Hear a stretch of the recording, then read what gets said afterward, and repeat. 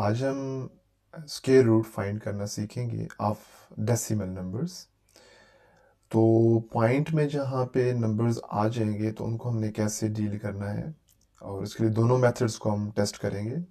The first one will be the factorization method and the other one will be the division method.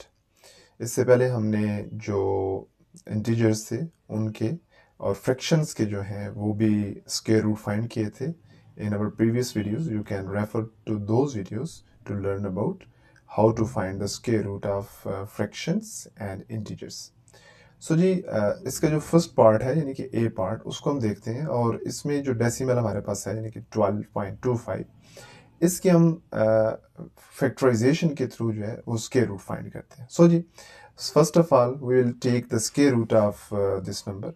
ठीक है, taking square root, जो हम square root ले लेंगे इसका, तो the number would be represented in the form of this one.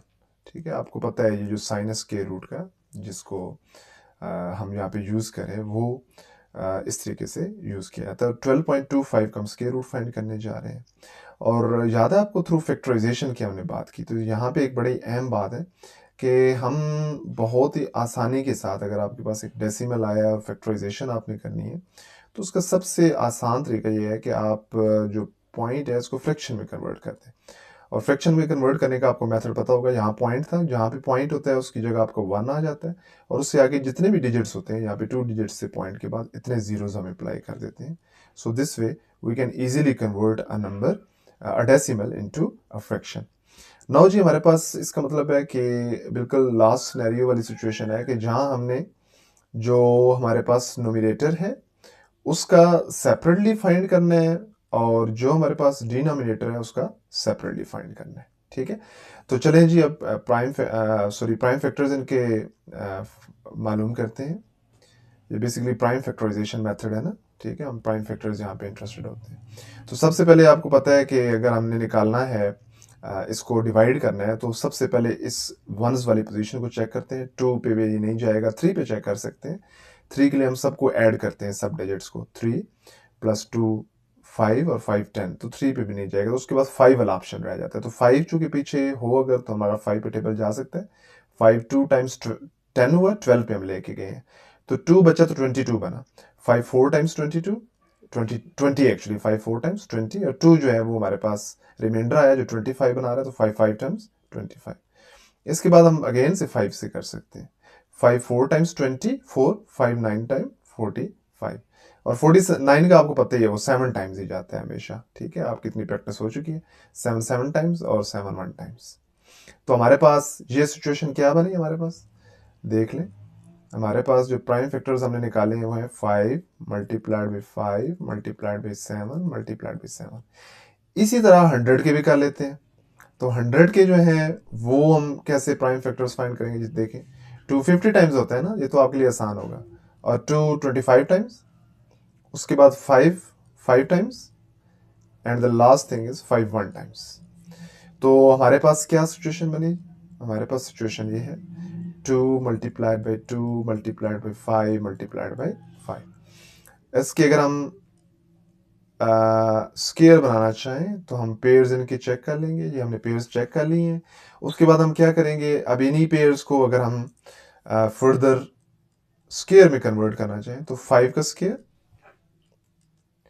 Then 7 का square मैंने सेपरेट कर दिया और कुछ भी नहीं किया। ठीक है, ये डॉट का जो साइन है ये मल्टीप्लिकेशन का साइन होता है, यहाँ पे मैं मल्टीप्लिकेशन भी लगा सकता हूँ, डॉट साइन भी यहाँ पे चल सकता है।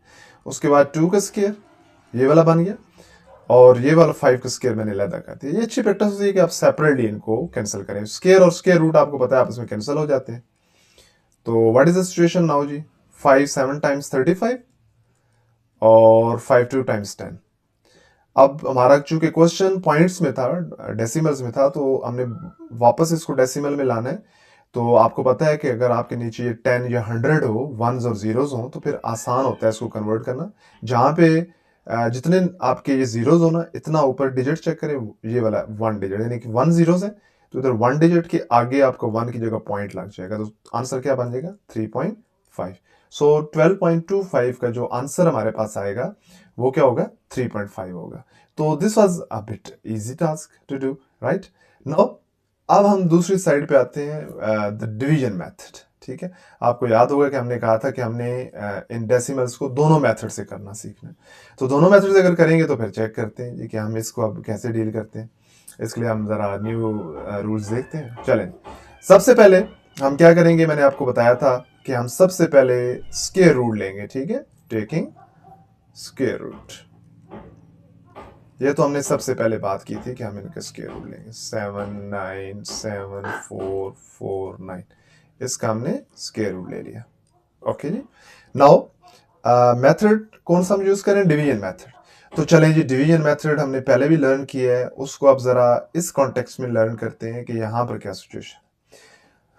Do you remember? Do you recall from the previous lecture, previous video, previous our class कि हमने यहाँ से लेफ्ट साइड से वंस वाली जो साइड्स होती है, यहाँ पे तो वंस वाली नहीं बन रही क्योंकि पॉइंट वाला नंबर है, लेकिन from the right side will be taking the square, the pairs. Actually 2 के पेयर्स हम बना रहे थे, तो ये जीरोस तो खिला रह जाएगा और देखें पेयर्स बन चुके हैं। नाउ हम डिवीजन स्टार्ट करते हैं। डिवीजन स्टार्ट करते हुए the first thing that you should keep in mind कि सबसे पहले अगर जीरो है तो जीरो को हम इसी तरह लिख देंगे और पॉइंट के ऊपर पॉइंट आ जाएगा। 0 पॉइंट को हमने ऐसे ही लिख दिया, 0 पॉइंट। उसके बाद अब हमारा फोकस क्या, 79 पे टेबल लेके जाना है। तो याद है मैंने आपको क्या बताया था कि इधर भी जो नंबर है और इधर भी नंबर है वो सेम होना चाहिए, यानी कि हम अगर 4 टाइम्स करें तो 4 टाइम्स 16 होता है, हमने 79 तक लेके जाना है, लंबा काम है। तो 9 टाइम्स चेक कर लेते हैं, 9 टाइम्स 81 होता है, ये बढ़ गया। तो फिर इसका मतलब इससे पीछे हम आते हैं 8 टाइम्स 64, तो ये हम कर सकते हैं 8 टाइम्स क्या बना 64। तो माइनस करेंगे, क्या बनेगा जी, माइनस करने पे हमारे पास 15 आ जाएगा। चले जी, 15 तो हमारे पास आ गया। और दूसरा रूल मैंने क्या समझाया था, 8 को हम डबल करेंगे जो 16 बन जाएगा, ये हमने 16 बना दिया। अब हम 16 का टेबल 15 पे तो नहीं लेके जा सकते, सो हम 74 को नीचे लाएंगे। पूरा 74 में क्यों ला रहा हूं, क्योंकि ये पेयर बना हुआ है, हम अकेला नहीं ला सकते, हमने पेयर्स बनाए थे। 9 हमने 16 के साथ कुछ इस तरीके से मल्टीप्लाई करना है कि हमारा लाजमी तौर पर ना कहीं जो सिचुएशन हमारी है वो इस 1574 तक चली जाए। मसलन मैं देखिए आपको ये जरा अलग कर देते हैं। 16 में अगर मैं सबसे पहले मैं 9 पे ही चला जाता हूँ, बड़े से बड़े नंबर पे। अगर मैं इधर भी 9 लगाऊं और इधर भी 9 लगाऊं तो क्या ऑप्शन बनेगा, आप चेक करें। 9 टाइम्स 81, 1 हुआ 8 आ गया। 9 6 टाइम्स 54 होता है और 8 प्लस करें तो 62, 2 6 आ गया हमारे पास। 9 1 टाइम्स 9 और 6 15। तो यस, हमारा यही जो एस्टिमेशन थी, अप्रॉक्सीमेशन थी, वो हमारी ठीक चली है। तो हम 9 ही लगाते हैं जी। इधर भी 9 लगाया हमने, इधर भी 9 लगाया और आंसर क्या आ रहा है 1521। तो माइनस करें जी, 3 5 53 बचा। अब इसमें से किसको डबल करना है, देखिए 16 इस 8 वाले को डबल किया था, 16 को हम नहीं छेड़ सकते, रिमेंबर दिस। हमने डबल करना है इस 9 वाले को, 9 वाले को डबल करेंगे तो ये 18 हो जाएगा। लेकिन 18 को हम डबल करते हुए एक चीज माइंड में रखते हैं, हम पूरा 18 नहीं लिखते, इस तरह हम पूरा 18 नहीं लिखते। ये अब क्या चीज है, इसको आपने नई चीज को सीखना है। 18 जो हमने लिखा है ना, इस 18 को हम क्या करेंगे, हम 18 का सिर्फ 8 लगाएंगे और जो 1 हमारे पास कैरी जाएगा वो 16 में प्लस कर देंगे। ये जो हमारे पास 16 है इसमें प्लस कर देंगे। सो फिर हमारा क्या बना जी, 17 बन गया ना। देखिए 9 को डबल किया तो 18 बना, सॉरी 9 को डबल किया तो 18 बना, 18 के 8 लगा और 1 कैरी 16 में प्लस हो गया, 17 बन गया। ठीक है, और इधर अब आपको पता है कि 53 हमारे पास बचा था, तो हम पीछे से 49 ले आते हैं, ये आ गई 49। चलें जी, अब हम देखते हैं कि हमारा मल्टीप्लिकेशन अगर हम करें, मैं 3 से करता हूँ। ये 3 से मुझे अप्रोक्सीमेशन हो रही है कि 3 से मैं करूंगा तो मुझे आंसर मिल सकता है। तो चेक करते हैं जी कि अगर मैं यहाँ 3 लगाऊं, यानी कि 178 मेरे पास है, इसमें अगर मैं 3 लगाऊं और मल्टीप्लाइड पे 3 से ही करना पड़ेगा ना, तो क्या आंसर आना चाहिए, 3 टाइम्स 9, 8 3 टाइम्स 24, 2 आया। 7 3 टाइम्स 21 और 2 23, 2 बचा। 3 1 टाइम्स 3 और 2 5। तो देखें ठीक हो गया ना, मेरी अप्रोक्सीमेशन अच्छी है ना। तो ये अप्रॉक्सीमेशन कैसे होती है, इसके लिए आपको मैक्सिमम प्रैक्टिस की जरूरत होती है।